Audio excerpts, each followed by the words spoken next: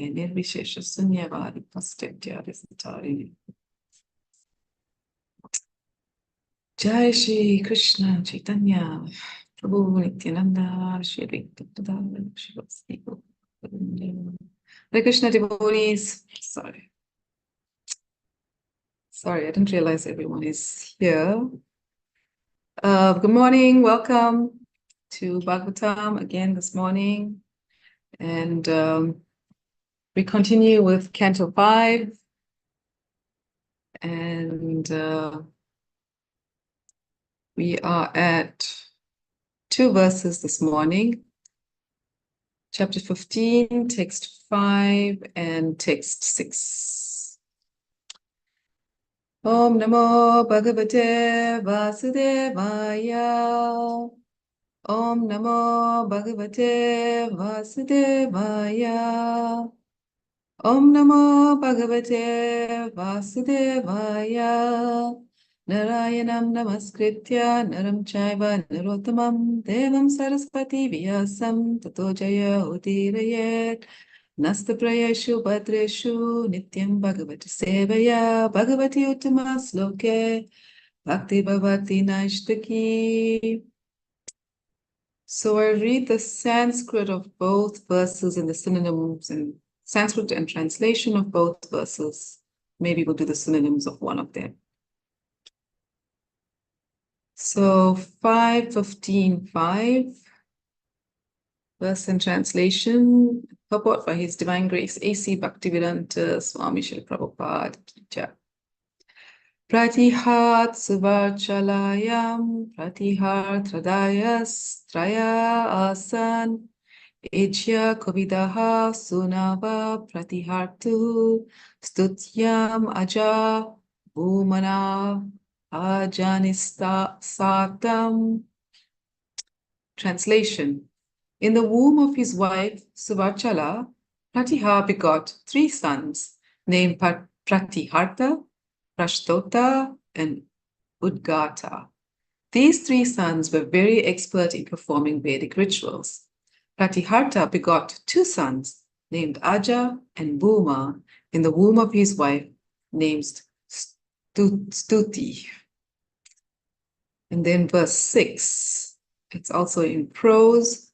Bhumna Vishvikulyayam Udgitas Tata Prastavo Kulyayam Prastavan Niyutsayam Hitayaja Asid Vibur Vibho Ratyam Cha Pritusenas Tasma Nakta Akutyam Jane Nakta Drutiputro Gayo Rajarishi Pravara Udara Srava Ajayata Sakshad Bhagavato Vishnu Jagat Trirakshaya Grihita Satpasya Kalatma Vadi Lakshanena Mahapurushatam Praptaha. Okay, wondering. I think I'm going to skip the synonyms because there's so many there. This personality is born in the womb of that personality, etc. So I'll just skip the translation. In the womb of his wife, and it's a long translation. In the womb of his wife, Rishikulya, King Bhuma begot a son named Udgita. From Udgita's wife, Devakulya, a son named Prastava was born, and Prastava begot a son named Vibhu through his wife, Niyutsa. In the womb of his wife Rati, Vibhu begot a son named Pritushena. Pritushena begot a son named Nakta in the womb of his wife named Akuti. Nakta's wife was Dhruti, and from her womb the great king Gaya was born. Gaya was very famous and pious. He was the best of saintly kings. Lord Vishnu and his expansions, who are meant to protect the universe, are always situated in the transcendental mode of goodness, known as Vishuddha Sattva. Being the direct expansion of Lord Vishnu, King Gaya was also situated in the Vishuddha Sattva. Because of this, Maharaj Gaya was fully equipped with transcendental knowledge. Therefore, he was called Mahapurusa. Purport. From this verse, it appears that the incarnations of God are various. Some are part and parcel of the direct expansions, and some are direct expansions of Lord Vishnu. A direct incarnation of the Supreme Personality of Godhead is called Amsa or Swamsa, whereas an incarnation from Amsa is called Kala. Among the Kalas, there are the Vibhinamsa Jivas or living entities. These are counted among the Jiva Tattvas. Those who come directly from Lord Vishnu are called Vishnu Tattva and are sometimes designated as Mahapurusha. Another name for Krishna is Mahapurusha, and a devotee is sometimes called Mahapurushika. We won't read the translation and two translations again. We'll just then move on to some reflections on these verses. Om Jnana-timirandasya Jananjana Salakaya Chakshurunmilitam Yena Tasmai Shri Guruve Namaha Panchakalpatarubhascha Kripa Sindhubheva Patitanam Pavanebhyo Vaishnavebhyo Namo Namaha Jai Shri Krishna Chaitanya Prabhu Nityananda Shri Advaita Garadhara Shivasadi Gaura Bhakta Vrinda Hare Krishna Krishna Krishna Hare Hare Hare Rama, Rama Rama, Hare Hare. So, when we read these verses, we kind of get wrapped up in, who's born from whom and how, and it's a lot of technical information or knowledge. And I thought it might be useful to at least, do a bit of a recap of this particular canto and how does it situate itself into the entire Srimad Bhagavatam, because they're all leading up to something, right? Ultimately, they're all leading up to understanding Krishna deeply and reawakening our relationship and love for Krishna. So we understand, and it's just a bit of a recap. There are 10 topics in Srimad Bhagavatam.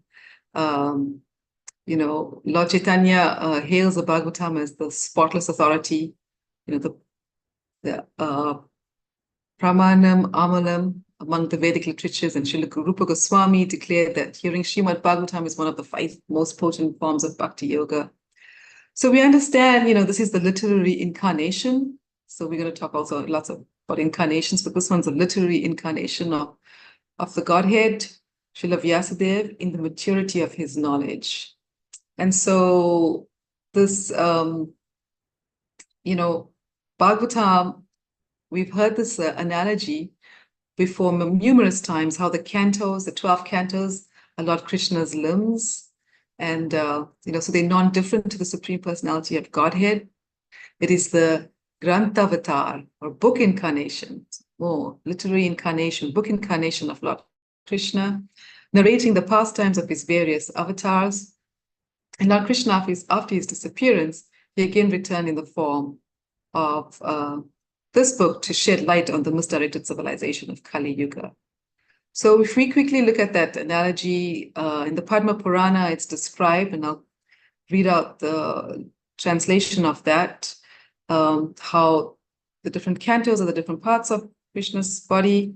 It says from the Padma Purana that the first and second cantos of the Bhagavatam are Sri Krishna's lotus feet. The third and fourth cantos are his thighs. The fifth, where we're at now, is his navel. So we're at his navel. The sixth is his chest. The seventh and eighth are his arms. The ninth is his throat. The 10th is his beautiful lotus face. The 11th canto is his forehead. And 12th is his head. And it's stated in this particular verse, I bow down to that Lord, the ocean of mercy, whose color is like that of a tamal tree, and who appears in this world for the welfare of all. I worship him as the bridge for crossing the unfathomable ocean of material existence. The Bhagavatam has appeared as his very self. So it's a nice, beautiful verse reminding us of how the cantos align to the different parts of the body. So similarly, when we come before Radha Damodar and we look at them, we take darshan. They say the guideline is take darshan of the deity from their lotus feet up to their lotus face. So similarly, when we study Srimad Bhagavatam, We go step by step from the first canto to the last. And Prabhupada emphasizes this. He says the only qualification one needs to study this great book of transcendental knowledge is to proceed step by step, cautiously. And we often hear this, a non-jump forward haphazardly, as with an ordinary book, and it should be gone through chapter by chapter, one after the other. And this is quoted in the preface to Srimad Bhagavatam. So then, in summary, the 10 topics of Srimad Bhagavatam, I think, Bhagavatam 2.10.1 is a verse that says this. And the first two topics are the universal creation of the Lord, Sarga, and then the second topic is the secondary creation by Lord Brahma, Visarga. That's where we are. And then we're going to move also into Sthanam, the actual positioning of the living entities in various planetary systems after, I think, this chapter. And so if we look at what has happened in the 5th canto so far, we know it corresponds, like we just heard, to the lotus navel of the Supreme Lord. And in this canto, Sukadeva Goswami, he continues the topic of Visarga, describes the dynasty of Priyavrata, and there's several notable personalities, Agnidra, Nabi, Lord Rishabdev, and Bharat, as we heard in his 3 lives as a king, the Diya and the Brahmana. And then, all these episodes are meant to culminate in the glorification of Bhakti. And then now in the latter half of the canto, we'll start to hear about the Sthanam, the topic of Bhagavatam, the positioning of various planetary systems within the structure of the universe for the inhabitants of various living entities. And then, of course, we then get to hear the intense part, the hellish planets. And and it's understood that the majesty and grandeur of the Lord's creation is very unfathomable for someone ordinary like us. So, it is recommended that somehow we try to faithfully adhere, to like the teachings and stay on the path, through our understanding of all the instructions from Bhagavatam. So, so then in this particular part of Bhagavatam, now we're reading again the glories of the descendants of King Priyavrata. Here in these particular verses, we're hearing about how the Lord's expansions come to protect. And we hear about what the Vishuddha Sattva is, the transcendental mode of goodness. And we hear about how glorious King Gaya is because he's fully equipped with all transcendental knowledge. And then we hear of like incarnations, like in the Amsa, Swamsa, the direct incarnation. From Amsa comes Kala. And then there's the Vibhimansa Jivas, and then Vishnu Tattva, Jiva Tattva, the Mahapurusa, and the Mahapurishika. So when we talk about the large expansions, we always know the famous verse from Bhagavad Gita 4.8, Paritranaya sadhunam vinashaya chaduskritam dharmastam stapanartaya sambhavani yuge yuge. So we always understand that the actual reason for the Lord's descent is to deliver the pious and to annihilate the miscreants, as well as to establish the principles of religion. And Krishna himself says, I myself appear millennium after millennium. I thought we'd look at this Prabhupada a little bit because Prabhupada establishes the case for not just the annihilation and the protection, but also the special attraction for the devotee. So Prabhupada talks about a sadhu and a duskritam. So the sadhu is a person in Krishna consciousness, and a duskritam applies to one who doesn't really care for Krishna consciousness. They're kind of a miscreant. And of course, for the atheist, what is their reason for the Lord to appear?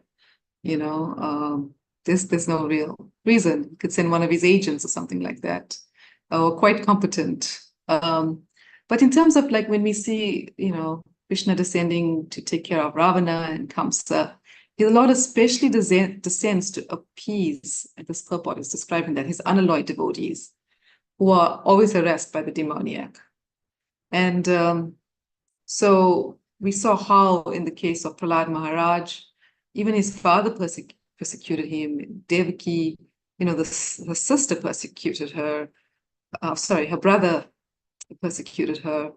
And It was tough, but Krishna appeared primarily to deliver Devaki rather than kill Kamsa, but both were performed simultaneously.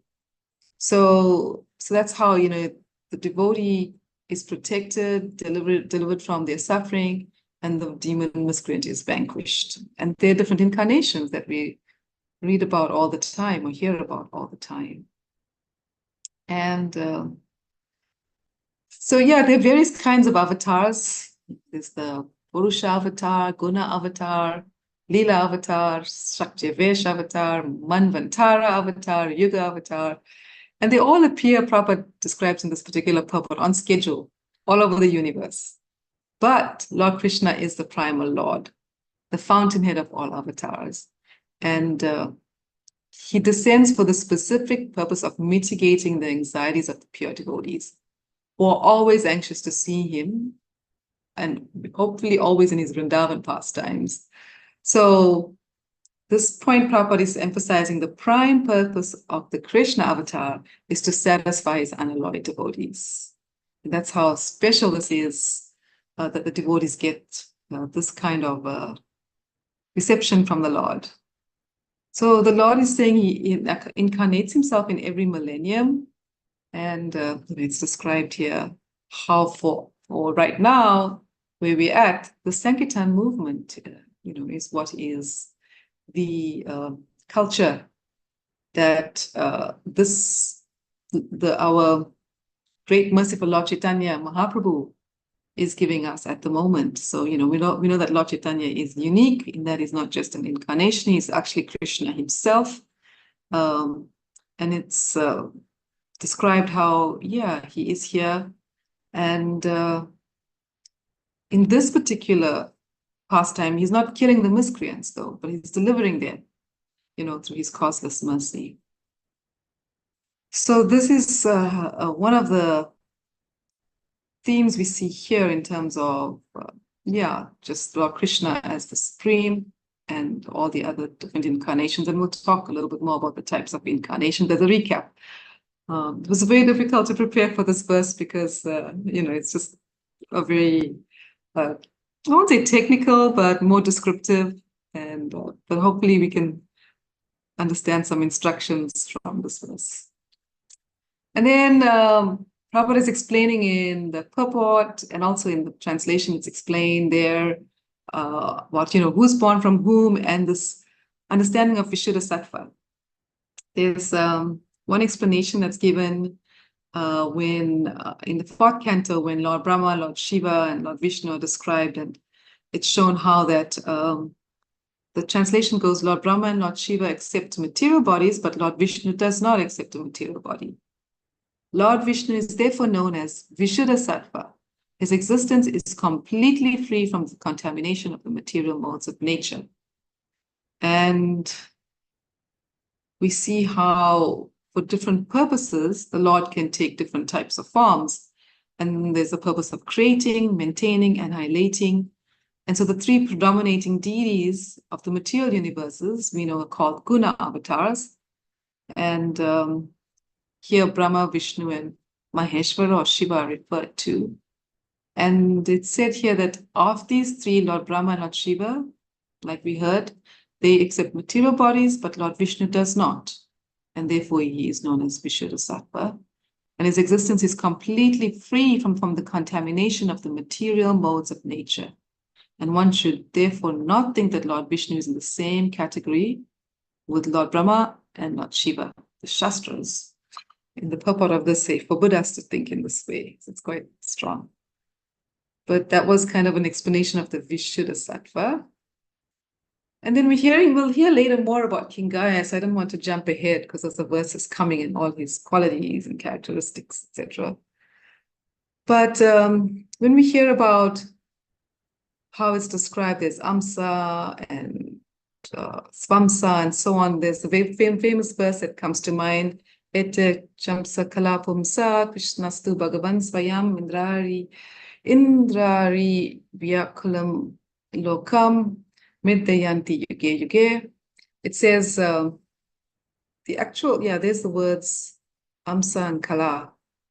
All of the above mentioned incarnations in the translation are either plenary portions or portions of the plenary portions of the Lord, but Lord Sri Krishna is the original personality of Godhead, Vishnustu Bhagavam Swayam. All of them appear on planets whenever there is a disturbance created by the atheists, and the Lord incarnates to protect theists. And so here we hear so much about the different types of avatars again, or, Prabhupada is just saying avatar means one who descends, and all the incarnations of the Lord, including the Lord himself, descend to different planets of the material world in different species of life to fulfill particular missions. And we see that later in Bhagavatam too. Sometimes the Lord comes as himself, sometimes his different plenary portions or parts of the plenary portions, or his different directly or indirectly empowered by him descend to execute certain specific functions. In other traditions, we don't hear such details and we don't see such variegatedness. Originally, the Lord is full of all opulence, all prowess, all fame, all beauty, all knowledge, all renunciation. And when they are partly manifested through the plenary portions, it should be noted that certain manifestations are required for particular functions. And in this purport, Prabhupada gives the analogy of, a room has small electric bulbs, they're displayed, but it does not mean that the electric powerhouse is limited only to the small bulbs. The same powerhouse can supply power to operate a large-scale industrial dynamo with greater volts. So similarly, Prabhupada is saying in this purport, and I'm reading from there, the incarnations of the Lord display limited powers because so much power is needed at that particular time. And here in this particular verse, because it's quite expansive in terms of how Prabhupada goes on to give his commentary on it, he talks about Lord Parashuram and Lord Nishinga and how they displayed unusual opulence. We know Hiranyakasipu was so powerful, even the demigods would tremble. So you can imagine, how more powerful than, a human being is. But still, the demigods were afraid. So,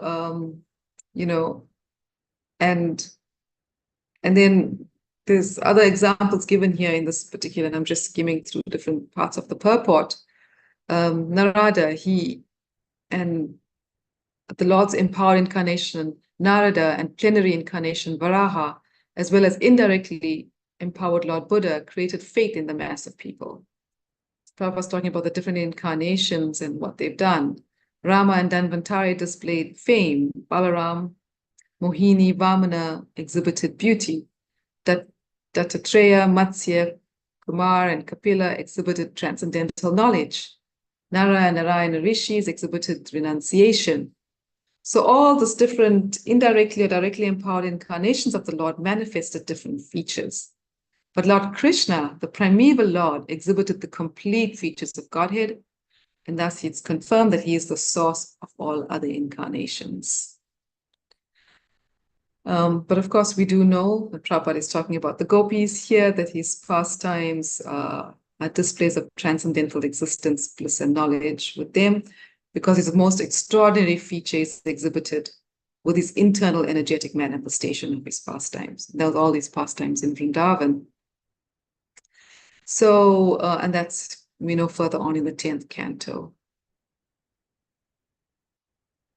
So we're seeing here more about Prabhupada explaining that Krishna is no other than the source himself, like Swayam, and of course Bhagavan. And so Swayam signifies the supremacy of the summum bonum. So Krishna, we know, is without a second. He's expanded himself in various parts, portions, particles. That's what was referred to in this particular verse. And here it's also said Svayam Rupa, Svayam Prakash, Tad Ekatma, Prabhava, Vaibhava, Vilasa, Avatar, Avesha, and Jivas, all provided with innumerable energies just suitable to the respective persons and personalities. And so there's more information and knowledge given on all of this. And then then some description in this particular verse about the different planets. So if we move on to maybe this then like a bit of a summary of all the avatars, we know, because the theme here is kind of all the incarnations. We know there are, think about what 6 kinds of incarnations of Lord Krishna. There's the Purusha avatar, the Leela avatar, Guna avatar, Manvantara avatar, Yuga avatar, and Shaktives avatar. So when we think of the Purusha avatars, we know that Krishna is a Swayam Rupa person. All other forms of Godhead are Lord Krishna's plenary portions. And we know Balaram is the first plenary manifestation of Krishna. And then from him comes Sankarshan, Vasudeva, Pradyumna, and Niruddha. And then from Sankarshan, there's an expansion of Narayan. From Narayan, there's another quadruple expansion. Again, the 4 of them. And then from second Sankarshan, there's Mahavishnu, the first Purusha avatar. And we know Mahavishnu is in the causal ocean and is the creator of the aggregate material energy. And there's also Garbhodakshaya Vishnu, the expansion of Pradyumna. And the third Purusha, Kshirodakshaya Vishnu, is an expansion of Aniruddha. So here then there's Mahavishnu, Garbhodakshaya Vishnu, and Kshirodakshaya Vishnu. And Mahavishnu is also known as Karanodakshaya avatar. So the 3 here. With the Karanodakshaya avatar, we know that there's innumerable universes produced from the pores of Mahavishnu's body. That's really awesome. Innumerable particles of dust pass through tiny holes in the screen. And then here there's like similarly innumerable universes emanating from the pores of Mahavishnu's body. And as he breathes out, innumerable universes are produced. And as he inhales, they're annihilated. And so all of these energies are spiritual and they have nothing to do with the material energy. And that's confirmed in Brahma Samhita. And then if we talk about Garbhodakshaya Vishnu, just a quick summary of each of these avatars. He's the second Vishnu incarnation. And this incarnation enters each and every universe and spreads water from his body and lies down on that water. And then from his navel, the stem of a lotus grows. And on that lotus flower, of course, we know is Brahma. And within the stem of that lotus flower are the 14 divisions of planetary systems, which are created by Brahma. And within each universe, the Lord is present as the Garbhodakshaya Vishnu. It's quite fascinating. And then he maintains each universe and tends to its needs. So although he is within each material universe, the influence of material energy can never touch him. And when it is required, that very same Vishnu then takes the form of Lord Shiva and annihilates the cosmic creation. And the 3 secondary incarnations, Brahma, Vishnu, Shiva, are the predominating deities of the 3 modes of material nature. The master of the universe, however, is the Garbhodakshaya Vishnu, who is worshipped as the Hiranyagarbha supersoul. So, the Vedic hymns describe him as having like thousands of heads and so on. And then the Kshirodakshaya Vishnu, and he's the 3rd incarnation, and in the incarnation of the mode of goodness, and we know is the super soul in all living entities and resides on the ocean of milk within the universe. That's quite a lot to digest. But yeah, if there's any thoughts and reflections and questions, we can share notes and look at that also and revisit those. Then coming to Leela avatars, there's so many. There's a list of incarnations given in the Srimad Bhagavatam. There's the Kumaras, Narada, Varaha, Matsya, Yagya, Naranarayan, Kadami, Kapila, Dattatreya, Hayashirsa, Hamsa, Dhruvapriya or Krishnagarbha, Vishab, Prithu, Narasimha, Kurma, Danvantari, Mohini, Vamana, Parshuram, Raghavendra, Vyas, Pralambari, Balaram, Krishna, Buddha, and Kalki. And it says here, because almost all of these 25 Deva avatars appear in one day of Brahma, which we know is called a Kalpa, they're sometimes called also Kalpa avatars. Out of these, the incarnations of Hamsa and Mohini are not permanent, but Kapila, I'm not sure how, critical this sort of knowledge is, but I want to stay respectful to all this. And it's also my challenge in staying with all of this descriptions. Kapila, Dattatreya, Rishabh, Dhanvantari, and Vyasa are 5 eternal forms, and they are more celebrated. And then we have, of course, the tortoise Kurma, fish Matsya, Naranarayan, Varaha, the others, and they considered to be incarnations of Vaibhava. Then we have the Guna avatars. We're almost going to be done with all the description, and then we'll open up for some reflections. The 3 Guna avatars, Guna means qualities, modes, qualitative modes, Brahma, Vishnu, and Shiva. And Brahma's manifestation is manifested for the purposes of creation, annihilation to Shiva. And Vishnu, he is a Sattva Guna avatar. Shiva is Tamaguna avatar. Brahma is Rajaguna avatar. And yeah, there are different descriptions given here also. Then we can talk about the Manvantara avatars. And they are associated with the reign of each Manu, known as Manvantara avatars, and they're listed in Bhagavatam in 8 cantos in chapter 1, 5, and 13. So Yagya, Vibhu, Satyasena, Hari, Vaikuntha, Ajita, Vamana, Sarvabhauma, Rishabha, Vishvaksena, Dharmasetu, Sudama, Yogeshwara, Brihad Bhanu. They're 14 in number, and they sometimes also called Vaibhava avatars. Then there's the Yuga avatars, which are a little more close to home. The 4 Yugas, as we know, have avatars. In Satya, the incarnation of God is white. Treta, he's red. Dwapara, he's blackish. And in Kali, he's also blackish. But sometimes, and especially Kali Yuga, we know, of course, we have Lord Chaitanya, who is golden, yellowish. And then lastly, the Shaktivesh avatar. So they are categorized into Bhagavat Avesh, like Kapila Dev and Rishabh Dev, and then there's the Shakti Avesh means divinely empowered, right? And the 7 foremost, who are they? Sheshanaga in the Vaikuntha world, empowered for the personal service of the Supreme Lord. Anantadev, empowered to bear all the planets within the universe. Lord Brahma, empowered with the energy to create the cosmic manifestation. Gosh, there's so much here. And there's also, I'll just list some of them. Narada Muni, empowered to distribute devotional service, Bhakti Shakti. Maharaj Prithu, he's specifically empowered to rule and maintain the living entities. And and these expansions, again, they're like lamps of equal power, which kindle from one lamp to another. And everything is described here in thinking. Yeah, just in conclusion, there are no real ends to the expansions and incarnations of Krishna, like we know how it's confirmed in Bhagavatam 1.3.26.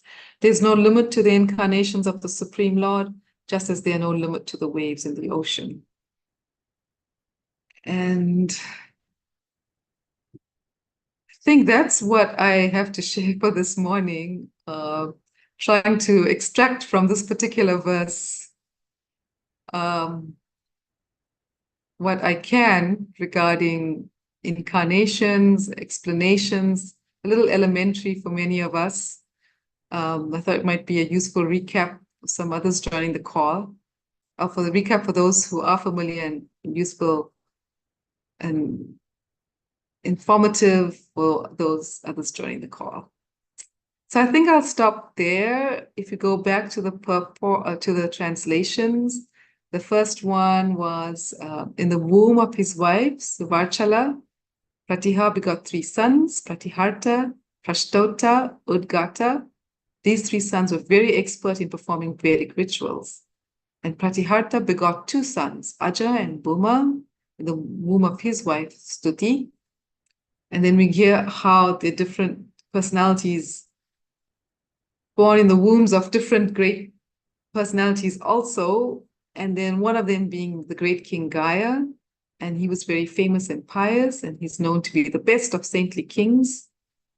And the translation ends with Lord Vishnu and his expansions, who are meant to protect the universe, are always situated in the transcendental mode of goodness known as Vishuddha-sattva. Being the direct expansion of Lord Vishnu, King Gaya was also situated in the Vidusha-sattva. Because of this, Maharaj Gaya was fully equipped with transcendental knowledge, and therefore he is called Mahapurusha. Thank you, devotees. Any thoughts, questions, reflections?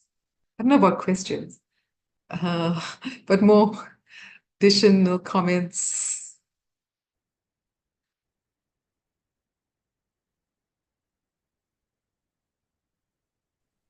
Anything else you'd like to share? Thank you. Oh, yes. For the Thank you. Hare Krishna. Sorry. Thank you for the very insightful class. This is a very difficult verse, and it could have gone in 10 different directions, but I really appreciate that how you gathered and brought us to the center of what Srimad Bhagavatam is actually about, and not just get distracted. And I personally, my head goes for a spin when I read and hear about the incarnations. It did go for a spin one more time when you were reciting, but it's always very nice. So I was wondering if you could share your notes with me so I can realign myself. But I'm really appreciative. Thank you for the nice class. Hare Krishna. Thank you. Yes, I'll gladly share them. If anyone's interested, I have all the references listed because I didn't want to say anything that wasn't accurate. So, yeah. Thank you. Let me see comments. Anyone else would like to share anything? Hare Krishna, Mataji. Hare Krishna, Taraka Prabhu. Parijata Prabhu.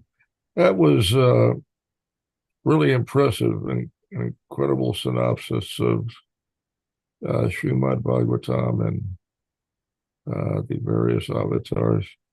My God, so comprehensive. I actually have never heard anybody do this. It's the first time I've ever heard anyone wrap all this up in a single class. And you did it inside of about 35 minutes. That was a really wild ride. Incredible. Yeah, I would be interested in your references. That would be really nice. I would love to get my mitts on that and review it. It zipped past me kind of fast, and it was a little bit hard to absorb everything. I actually, I don't know, maybe I spaced out here. I had another terrible sleepless night, so I'm really foggy. I don't remember hearing a lot about Kshirodakshai Vishnu. I guess you must have mentioned, but somehow or other, I guess I had a lapse of consciousness or something. I don't know what happened there. But you know, Kshirodakshai Vishnu, of course, is he also expands into the hearts of all living entities. So he's very close to all of us, and simultaneously really far away. He resides in the ocean of milk on the planet Sveta Dweep, which is within this universe, and it's while all the other planets within the universe are destroyed periodically, Sveta Dweep remains undisturbed, and the management, the control of that planet was gifted to Dhruva Maharaj by the Lord. His own planet he gave to Dhruva Maharaj, who is ruling over that planet to this day. Dhruva is Sveta Dweep. It is the pole star, which you can step outside and you can actually see it with your eyes, unaided by any kind of magnification. You can see the pole star. And it appears to remain fixed while all the other heavenly bodies appear to circle it. The pole star remains fixed in one place. So Shirodakshai Vishnu is there. And if you had a really, really super duper incredibly powerful telescope, you might actually be able to see him lying in the ocean of milk. But he's actually there. It's interesting to think about. Anyway, I really appreciate your extraordinary overview of all these topics and a whole bunch of interesting things about Srimad Bhagavatam. I would love to any notes that you have. I would love to have that. It would just be really nice to have all this information in one handy place. I don't really have. I haven't found that anywhere, and I have never taken the time to put it all together all at once. And but you have done that. With I'm listening to you, and as I'm listening, I'm imagining you sitting and poring over the Srimad Bhagavatam and other books, collecting this information. And my gosh, what a job! Anyway, very nice, very nicely done. Extraordinarily comprehensive. That was really good. I don't have a lot to add. Don't really have a question. I can't stop thinking about how much I wish I had gotten more sleep last night. It's miserable. This is the third time in like a week that I have not been able to sleep, and it's just really miserable. Anyway,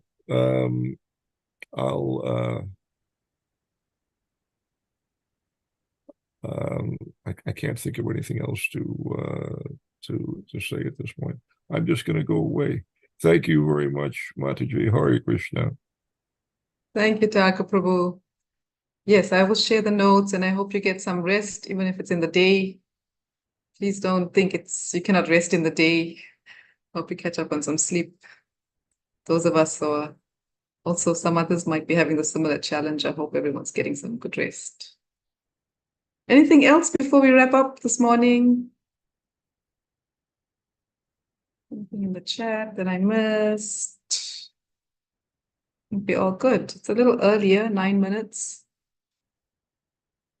Thank you for the encouragement. Hey, did we? Yes. Another thing I don't know. I'm so spaced out. I don't recall you mentioning that